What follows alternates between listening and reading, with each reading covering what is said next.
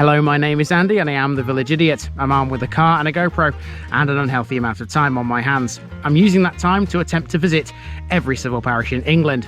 You're watching the Newark and Sherwood series, a district of 84 civil parishes right in the centre of Nottinghamshire. Come with me as we delve into one of them. For the 84th and final time, welcome back to Newark and Sherwood, and today we're in the district's main town. I've come mob-handed as well. I've got Nikki with me, Lauren's with me, and Hannah is with me. This is going to be a mammoth walk around this place, and I'm so excited about it because I know this place like the back of my hand. Welcome to Newark.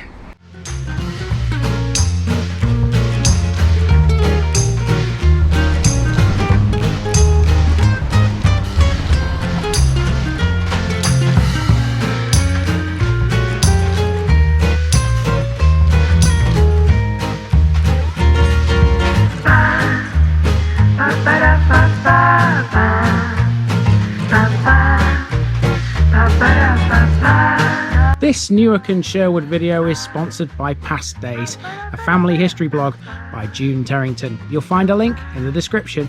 Here's my disclaimer for people who may be watching me for the first time. I say things as I would in my native accent and dialect. As a result, I may not pronounce things in the same way as the locals do. Remember, I'm a visitor. It's impossible to know everything. Leave me a comment, spin me a like, and bash that subscribe button. Let's get to today's parish video. Welcome to Newark, or if you will, Newark-on-Trent, a major market town located on the River Trent, which was historically a major inland port. As we know from other episodes, Newark is the district's main town, and it sits on the route of the East Coast Main Line and that of the former Great North Road. It's bypassed to the east by the modern A1. The town's origins are likely to be Roman, and it also lies on the Fosse Way. Newark has a truckload of history. Its first mention anywhere in historical records came in about 1054 when it was attested by Eynsham Abbey in Oxfordshire. There it appears as Newarkshire. In the Domesday Book it was recorded as Newarch. It apparently has a simple meaning, new fort. In the English Civil War, the town was besieged by parliamentary forces and relieved by royalist forces under Prince Rupert. It grew around two main buildings, Newark Castle and St Mary Magdalene Church, and later developed as a centre for the wool and cloth trades. Newark was also important for brewing too. The main industries in Newark in the last 100 years or so have been the production of clothing, bearings, pumps and agricultural machinery, as well as the refining of sugar. Don't expect to see every landmark in this video, but I've crammed in as much as I could. It's a huge place, so for the last time, let's go walking in Newark and Sherwood, folks.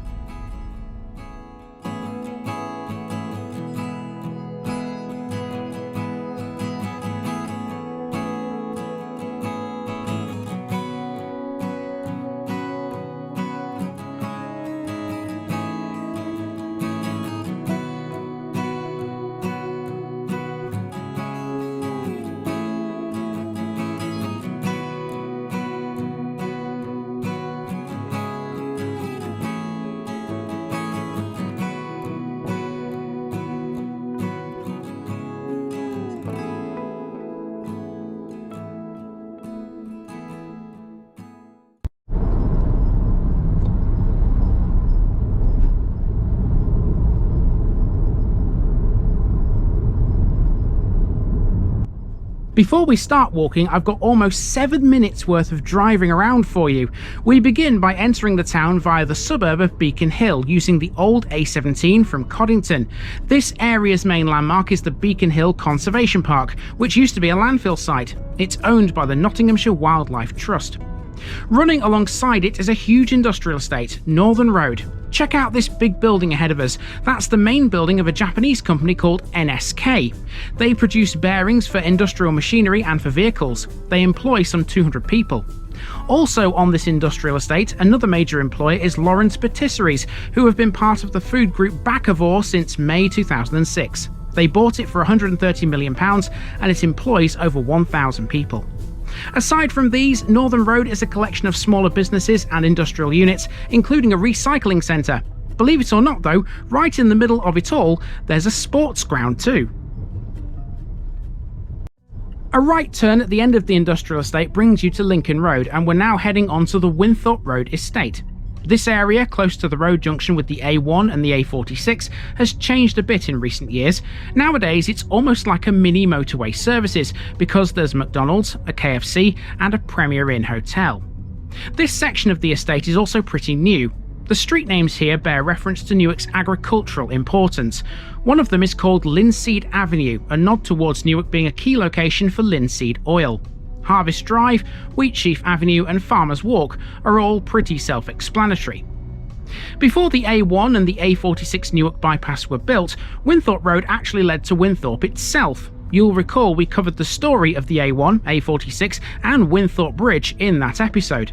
If you were to turn right here as we approach it, you'd hit a dead end. It now no longer runs towards the village and it's no longer one of the main roads out of the town.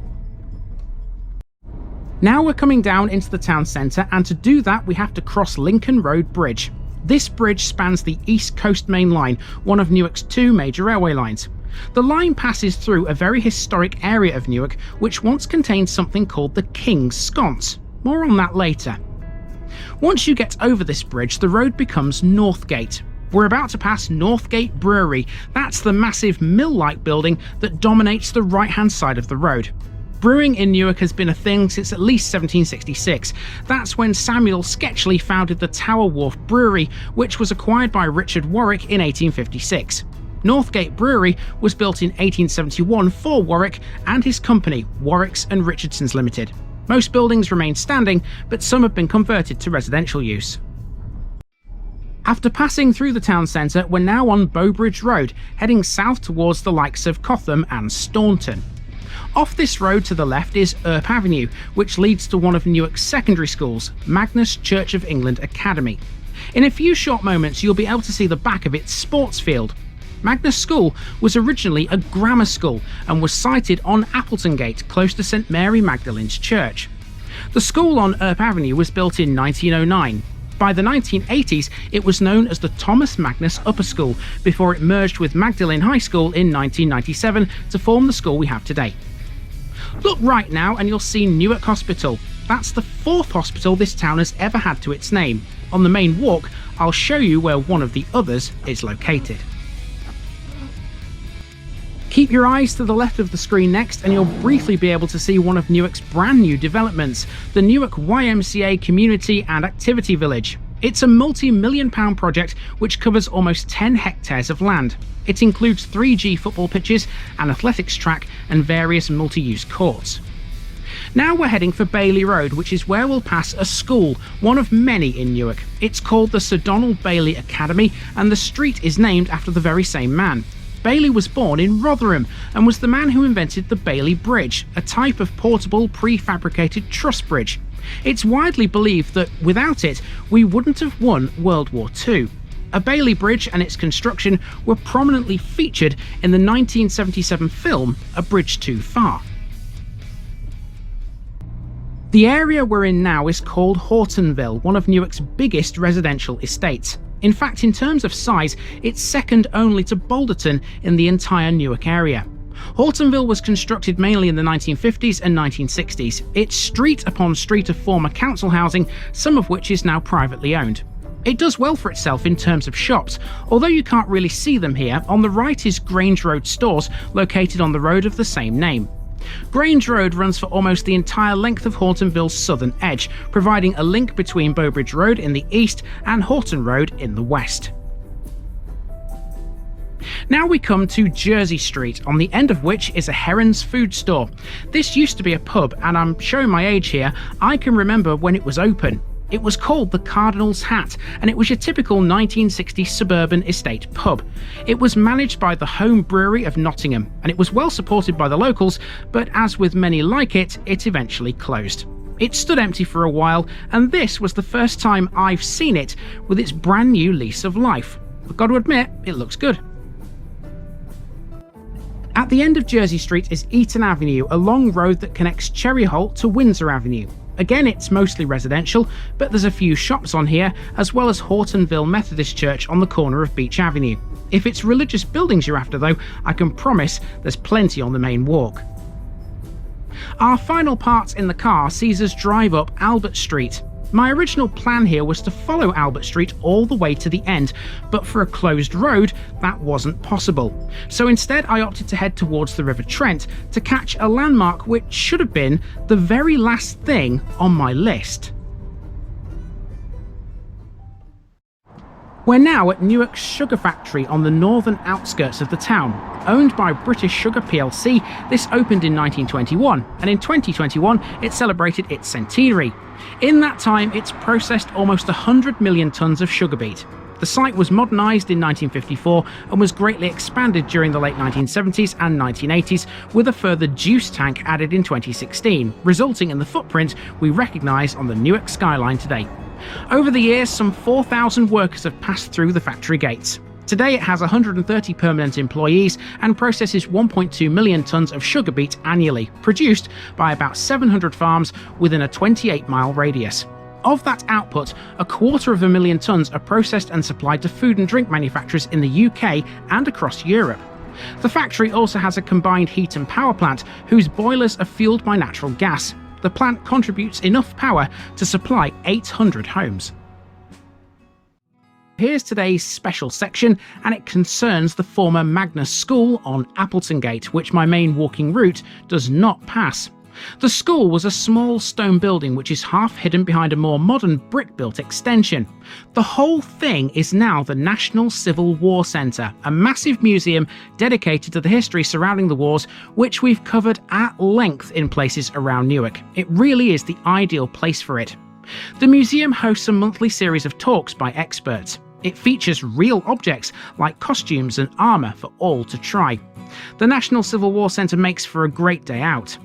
Newark's Civil War history spills out of the museum and threads through the streets of the town, with the National Civil War Trail, which starts here and takes in Newark Castle, St Mary Magdalene Church and the historic Queen's Sconce, all of which we're about to cover on our walking route.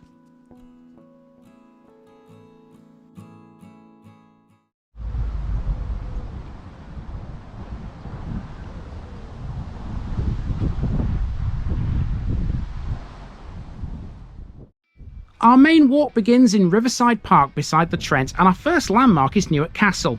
Towering over the Trent's eastern bank, the castle was originally a fortified manor house. Founded by Alexander, Bishop of Lincoln, it was originally a timber castle and was rebuilt in stone towards the end of the 12th century. Alexander also established a mint here too. According to tradition, Newark Castle was the reason for the death of King John in 1216. He died after a feast at the castle, suffering from dysentery after eating a surfeit of peaches. In 1648, Newark Castle was dismantled as a result of the English Civil War and was left derelict. Between 1845 and 1848, architect Anthony Salvin restored it, and in 1889 the Corporation of Newark purchased the building and carried out further restoration work. The castle is a scheduled ancient monument, and it's a Grade 1 listed building, recognised as an internationally important structure. So Lauren's joined me now. Hello Lauren, good morning, how are you? Fine. How are you finding Newark so far? It's quite nice. Quite nice. Nice castle, right? Yeah. Yeah, big castle. We might be getting up close and personal with the castle later as well, provided this weather stays good. Our next job is to talk a bit about the Trent itself. I know we've seen the Trent in lots of places, but here in Newark it's got a lock. Here we are. And that's next on our list.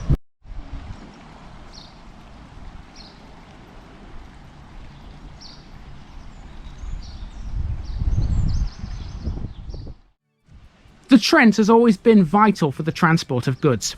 This stretch through Newark is navigable and sometimes known as the Trent Navigation Canal. Last year, the lock gates here were replaced, which gave the locals a unique chance to explore its history.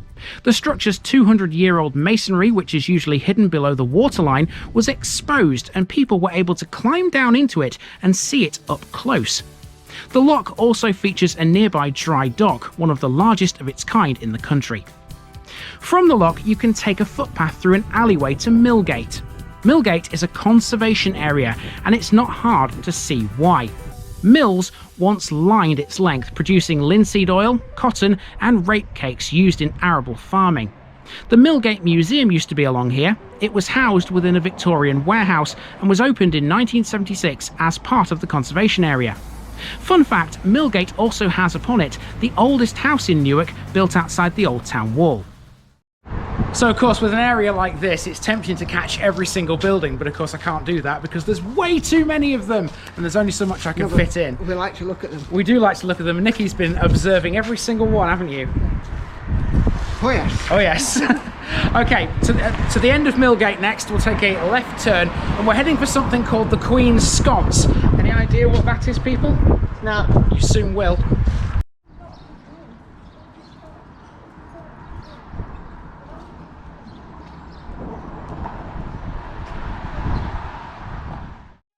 Millgate has no end of historic buildings and some of them have plaques which tell you a bit about them. We crossed over the road here to check a couple out. The first one tells us about W.H. Cubley, who lived here at number 80 and 82 Millgate.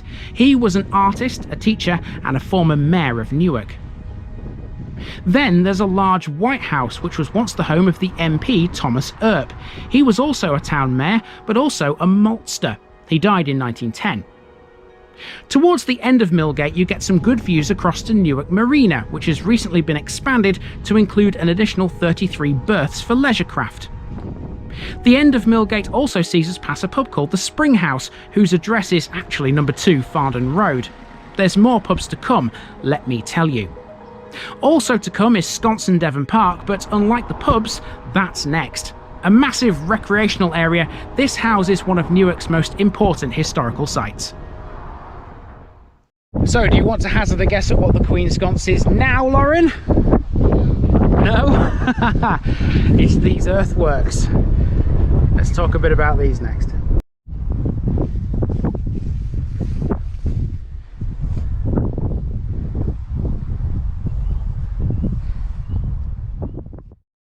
The Queen's Sconce gives us an insight into the Civil War, something Newark is famous for because it was located on the last crossing point of the River Trent and at the intersection of the Great North Road and the Fosse Way. It was strategically important. The second siege of Newark led to 2 new earthwork forts being constructed. The Queen's Sconce was one of these, with the other of course being the King's Sconce. The Queen's Sconce is built upon a knoll positioned to cover approaches to the town from the south. It was named after the wife of Charles I, Henrietta Maria of France. The Sconce is one of the few forts that still survive and was only left untouched because the victorious parliamentary army fled due to fears of the plague. The Sconce measures 120 metres by 133 and in places it's 9 metres tall. The corners of the ramparts are interpreted as platforms for firing artillery. It was built using gravel from the River Devon and it's star-shaped when viewed from above. So let's not escape the fact, of course, that the Sconce is a very important landmark, but also there's a park here as well, and it's a very well used park, and our 2 girls are currently enjoying themselves. I've seen plenty of children on this park this morning. They seem to be doing exactly the same thing. Well, yeah, it's a big town. Yeah, there's an adventure playground. There are obstacles throughout the park as well. There's obviously the Queen's Sconce here as well for a bit of a sort of adventure. Yep, they are running currently. There's a park run that's ongoing at the moment. Those of you who are definitely more athletic than me will know all about things like park run. Just so you know, I never said anything there. That's not my opinion. No, I'm quite clear on my own opinion. It looks like there's a bit of a pavilion up the far end as well. So there's lots of things here to do, which is really, I think, important for a public space. Indeed. Right, shall we move on? No, I'm happy sat here just watching the world go by. Okay, we'll have a few minutes, but our next landmark is a school.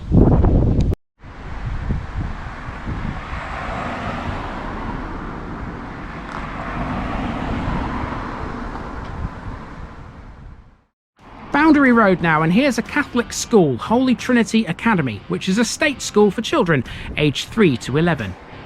Next door is the Associated Catholic Church, Holy Trinity.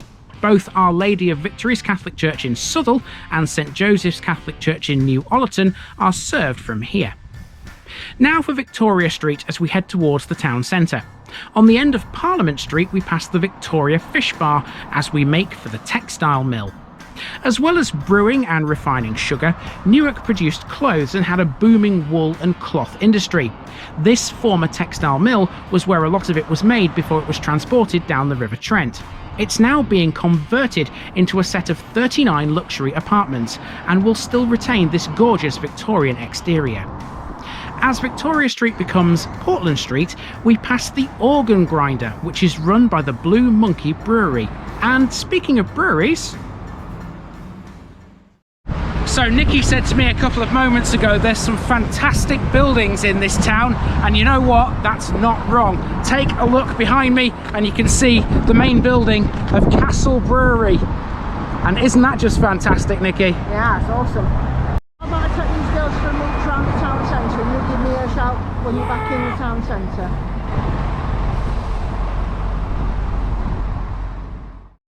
As we already know, brewing was a major industry in Newark. This building housed the offices for Castle Brewery. It was built in 1882 by William Bradford for the brewers Capern and Hankey in a French Renaissance style. James Hole bought the brewery in 1885 and built a new one in 1890. It met its demise in 1968 when it was taken over by Courage and later John Smith's. Its last brew was in 1982. Warwicks and Richardsons ceased brewing much earlier in 1966. Next door is an old Sunday school. This dates from 1889 and it was associated with the local Baptist church. You don't have to go far to find that because it's the next building over. Earlier this year, the church moved out, relocating elsewhere in Newark. This has now become an antique centre and a tea rooms. We've reached a major road junction. This is where Portland Street, Albert Street, Lombard Street and London Road all meet Cartergate, and that's next. So there's a lot of streets in Newark town centre which are pedestrianised, and Cartergate is one of them. This hasn't changed much over the past 13 or so years. That's the last time I set foot on this road. Here it is. We're going to walk up it for a short distance. The town centre sort of market square is off to the left. There's an archway on the left up here which will take you into the marketplace. I'm going to be covering that a bit later because I'm actually going to turn right in a moment and head for another landmark. We'll work our way around the town before coming into the centre of it in a bit. Check out some of these buildings, by the way. How about this one here with its mock Tudor, or maybe actual Tudor thinking about it, appearance? The Curtain Mill. Isn't that just fantastic?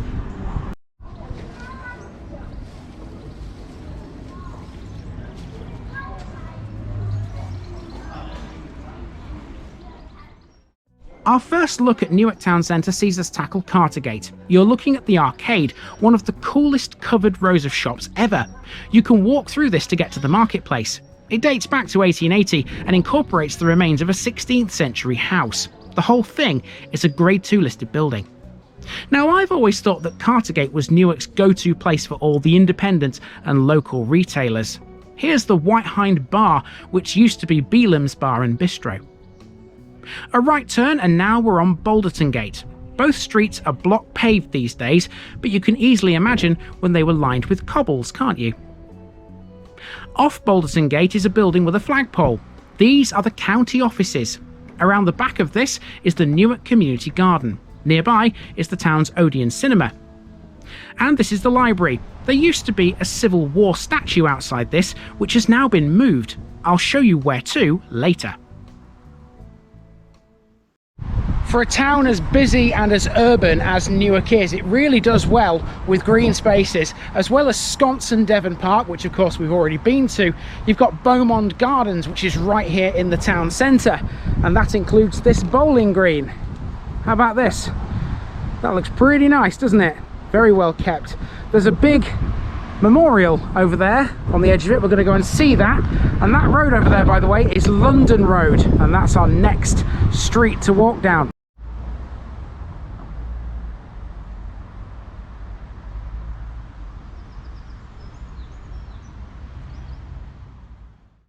Originally sited at the crossroads at the end of Cartergate, this is the Beaumond Cross. It's baffled historians for years because nobody knows when and why it was erected. It's a local mystery. Now for London Road, and this building is the former Lillian Stone School, which you might recall I mistakenly thought was in Balderton back in that episode. That's put that right. Next to it is Beaumond House, a hospice that provides palliative care to patients from all over Newark and Sherwood. Over the road is the Newark Conservative Club, established over 100 years ago. The club is open 7 days a week, although only in the evening on a Monday and on a Tuesday. The Best Western Deincourt Hotel is next, which has recently been refurbished throughout its 30 rooms. It was built in 1926.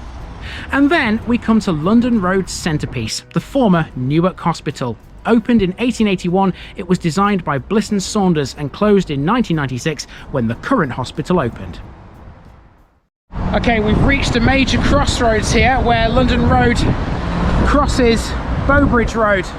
That's Bowbridge Road over there. If you go down there, that is where the hospital is. And if you go the other way, which is what I'm about to do, you see these buildings here. Now there's a stone in the middle of these. I'm going to go across the road and read that in a moment. It's a bit busy, so I may have to reconvene with you in a moment.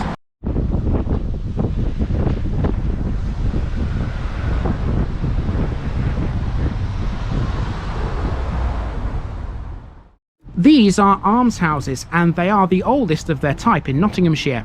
They were built in 1910 as part of an almshouse complex linked to the St Leonard's Hospital charity, which produces funds from property in Newark, Girton, Balderton, Claypole and Elston. These almshouses are endowed through that charity.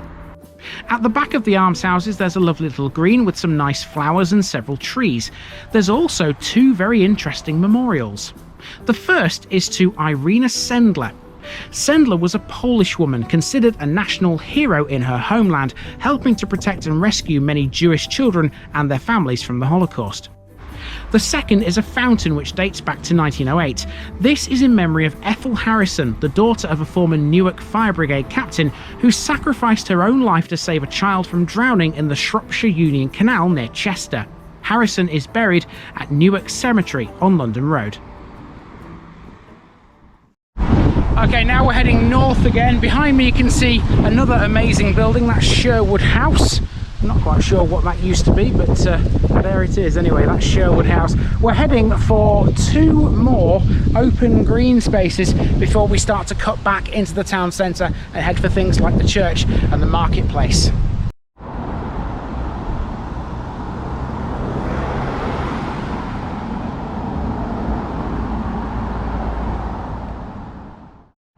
Turns out Sherwood House was a drill hall designed as the headquarters of the 8th Battalion Sherwood Foresters. It was opened by the Duke of Portland in 1914. It's now occupied by planning consultants RPS Planning and Development.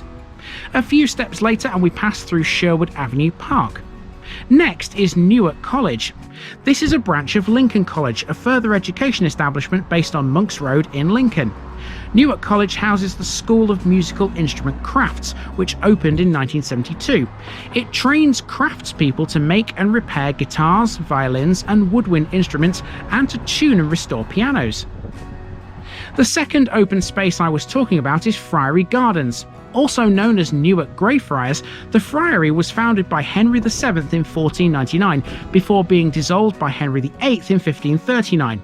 The site is now occupied by this house, known as the Friary, once owned by the Branston family, who were wealthy maltsters.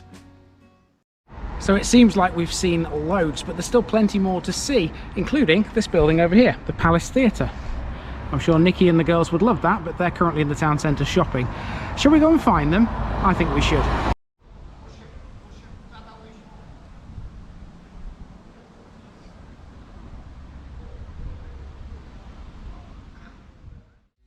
On the way into the marketplace, we pass Newark's main church, dedicated to St Mary Magdalene.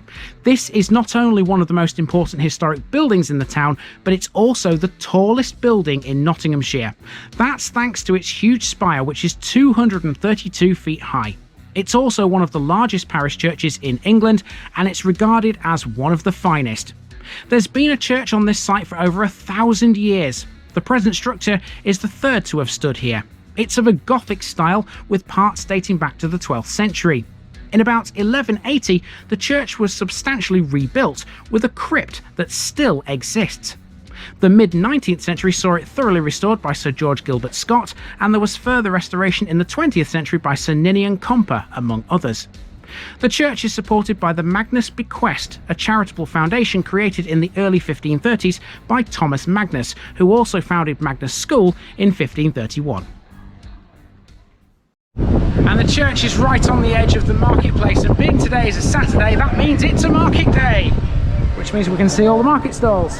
There we go. How about this? We'll have a walk around the marketplace and hopefully find the missus and the two girls in the process.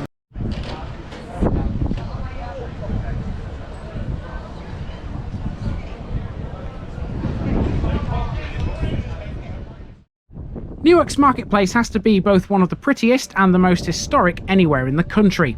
It's the town's focal point, and it includes several pubs dotted around its edge, including the local Wetherspoons. That's named after the 14th century surgeon Sir John Ardern, who was the first of his time to develop an anaesthetic out of hemlock, henbane and opium. Termed a royal market, Newark has held the right to one since the 12th century, although an actual date for its granting is a little sketchy. What's definitely known though is it's one of the oldest markets in the UK. Newark was the first town in the UK to hold a market on a Wednesday. Wednesday and Saturday markets in the town were founded sometime between 1156 and 1329 under a series of charters from the Bishop of Lincoln. On the edge of the marketplace is Newark Town Hall, designed in 1776 by John Carr of York. As well as being a working town hall, it's also a museum and an art gallery. Now, as you know, I usually like to find the old red phone boxes, and here in Newark, I'm not going to disappoint you. I've got 4 of them, all in a line, right here. Here we go.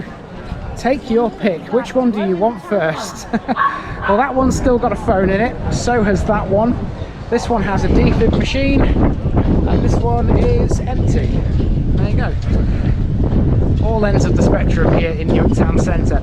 Now, apparently, my wife and the 2 girls are in a tea rooms, which is somewhere close to this pub here, the Queen's Head.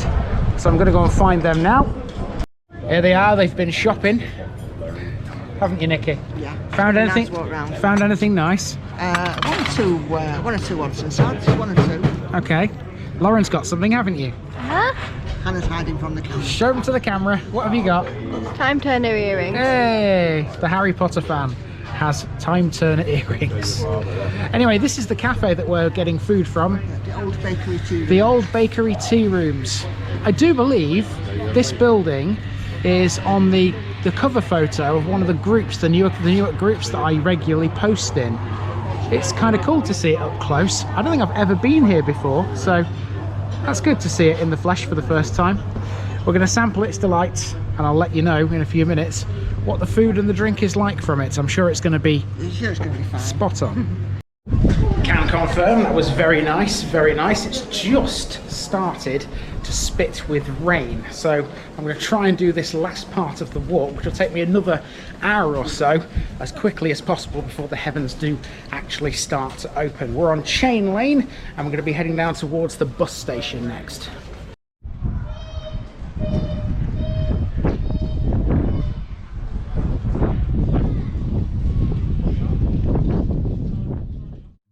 We've just passed by the Buttermarket entrance on Millgate, a beautiful Victorian building that was designed as a covered market in 1884. Next up, we have St Mark's Place, which is one of the town's more modern shopping centres. It's an open-air centre, which mixes some of the historic buildings and quaint courtyards and archways with modern retail units, and it can be directly accessed from the marketplace. The centre is anchored by the likes of M&S, Wilko's and WH Smith.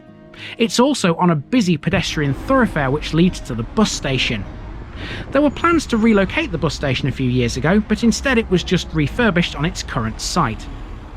Now we're coming on to Castlegate, and this is the Castlegate Centre, constructed on the former Wadham Stringer car showroom site. It was listed for sale last year with a guide price of £2.4 million.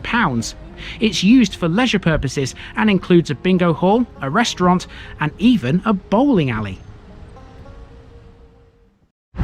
So here we are on Castlegate, and this, as well as London Road, has some fantastic buildings. Here's one of them, the very old Corn Exchange, which towers over the road here.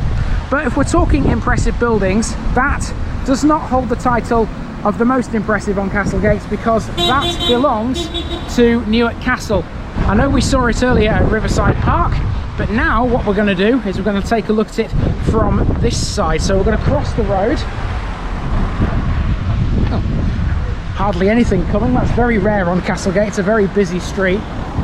All I'm going to do here is I'm just going to walk into the castle gardens and show you what it looks like from this side, and then out again the other side, because there's another impressive building I want to show you once I've got through these gardens. Here we go. It's a very sort of slight hill as you come into the gardens. Here we are. Here's the castle gardens and the castle from this side of the River Trent.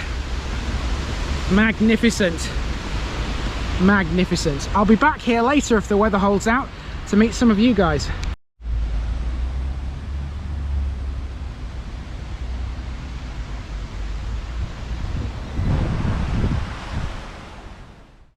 The best thing about Newark Castle and its gardens is that its admission is totally free. You can get a tour of the castle too, which is conducted by the Castle Ranger. The Gilstrap Heritage Centre is located in the castle grounds. This features exhibits about the castle and the town's history during the English Civil Wars. The centre is also the town's registry office. Here's some of the flower beds. Note the shape of these. They spell out the letters VOOC. Apparently that means very old castle. Exit the gardens and you're at a roundabout with a Civil War statue upon it, featuring a roundhead and a Cavalier soldier. This is the one that used to be outside the library. And that roundabout is on the end of Beast Market Hill. This building is the Ossington Coffee Tavern. It opened in 1882 and was named after Lady Ossington, widow of Evelyn Denison. In 1889 it became a private hotel, and in 1942 it was taken over by the Air Ministry to accommodate airmen from RAF Winthorpe.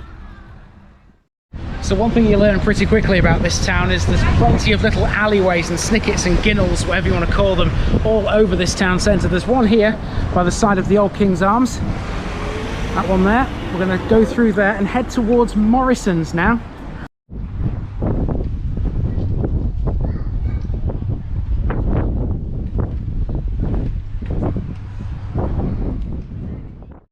Now, how about this for a quirky feature? Here's the Slaughterhouse Lane entrance to the town's Morrisons supermarket. A public right-of-way passes right through this. Here's the other end of it in the supermarket's car park. It just goes to show how difficult it is to close one off, no matter what you build on them. The path exits the store onto King's Road. Away to the right is the marketplace, and there's a school on the left of this shot, Mount C of E Primary. Over the road is the former King's Road Unitarian Chapel, which opened in 1884. The premises were last occupied by the Staithorpe Electricity Sports and Social Club, but they left in 2016. Then we have Queen's Road, which runs along the back of Mount School. This here is Newark's ambulance station. Also on Queen's Road is the shiny new Newark Police Station. This building replaced an old station off Appleton Gate. It cost £7 million and was opened in 2006. Now, one thing we've yet to talk about here in Newark would be the railways. Newark has two stations. One of them is on the Channel's favourite railway line, the East Coast Main Line, and that would be Newark Northgate Station. The other one is Newark Castle. Let's go and find Northgate Station. It means turning left just here.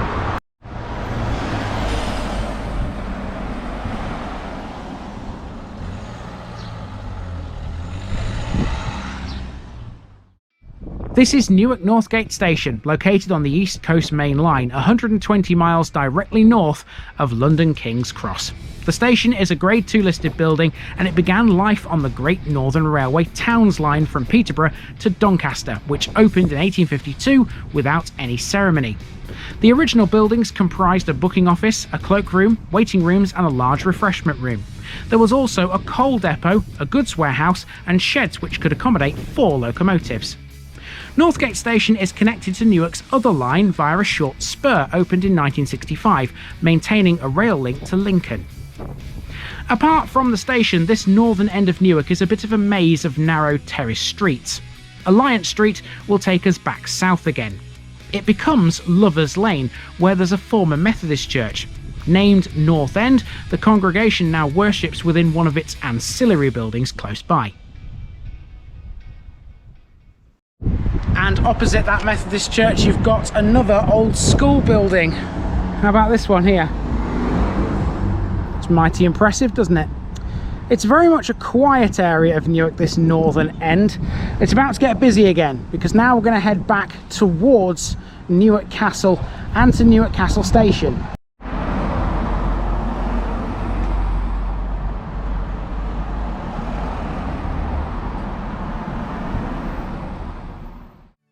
Now we're on Northgate. Remember those almshouses we saw earlier? Well, Northgate used to be the location of one too, but it was pulled down in the late 1800s. Northgate is a strange road these days. At one time it was lined with warehouses and factories, as well as the brewery. Now it's got some more modern retail parks.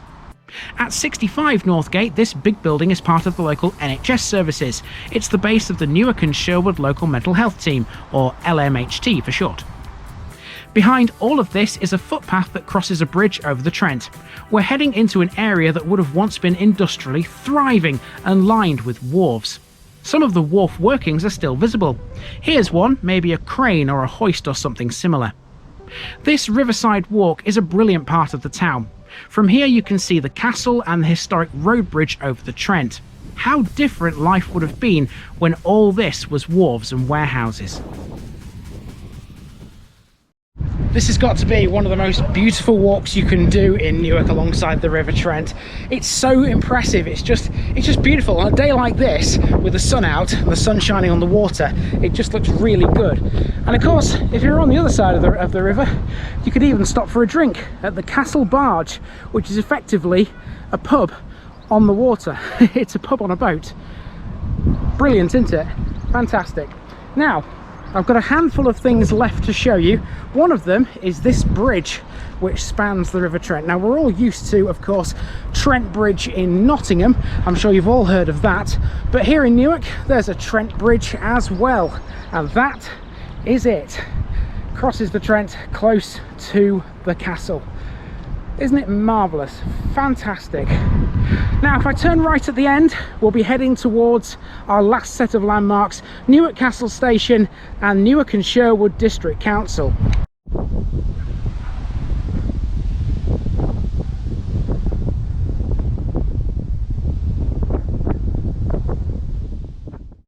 Lastly, after more than 3.5 hours, we come to the signal box at Newark Castle Station. Once again, we're looking at the Nottingham to Lincoln railway line. Just to the north of Newark, this railway line crosses the East Coast Main Line, but not via a bridge. It's a flat crossing, the last of its kind anywhere in the UK. Here's what it looks like. The crossing has seen a few accidents in its time. It's renewed every 16 years, most recently in August 2019. Newark Castle Station was built in 1846 by the Midland Railway, again in an Italianate style like others on this line. It's managed by East Midlands Railway, who provide all of its services. And right next to the station is Castle House, the HQ of Newark and Sherwood District Council. The council moved here in 2016, vacating Kelham Hall in the process. It took 17 months to build this, and it was constructed by R.G. Carter, who also built the Newark Sports and Fitness Centre and refurbished the Newark Palace Theatre. And I've got to say, given that this is the 84th and last one in the Newark and Sherwood series, was there a better landmark I could have ended this series at than the base of the District Council? Thank you, Newark and Sherwood. It's been a pleasure. I've loved every single episode. Except, of course, we're not quite done yet. I'm back in the Castle Gardens, and Nikki and Lauren are with me. And we'll see if anyone comes to say hello.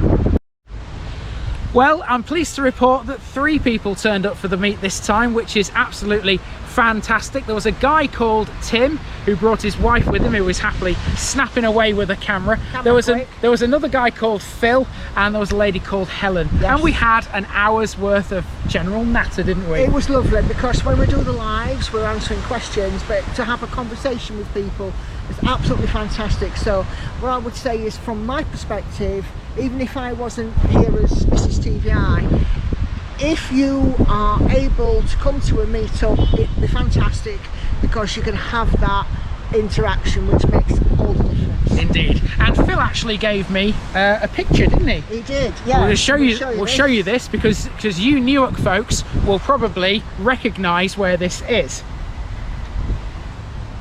Anybody know where that is? You want to hazard a guess before I tell you?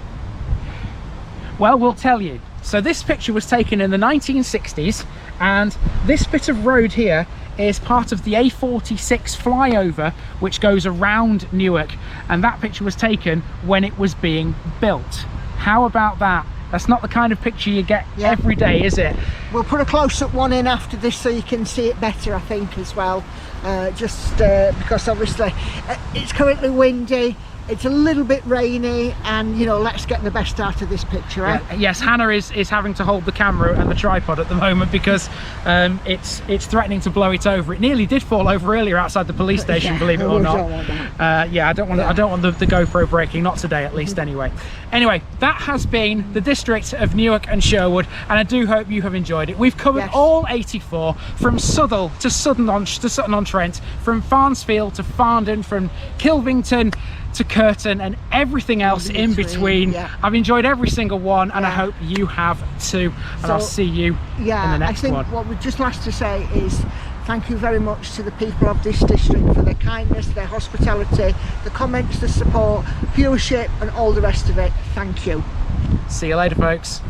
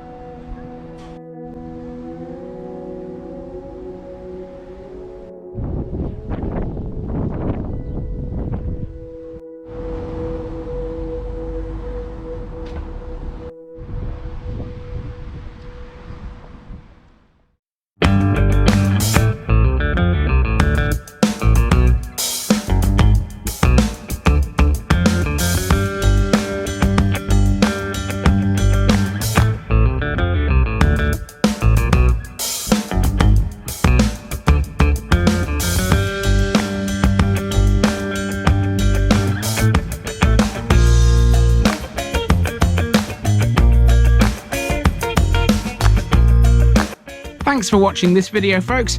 Don't forget to like this episode if you haven't already. It really makes a difference with YouTube. If you're new here, subscribe to the channel for more videos like this, and give us a share too if you've got friends who'd like it. You can find all the links to my social media accounts below, as well as my Buy Me a Coffee page where you can donate to the channel. Also, if you've enjoyed this episode, have a look at some more videos in this series. Until next time, I've been Andy, also known as the Village Idiot, and I'm out.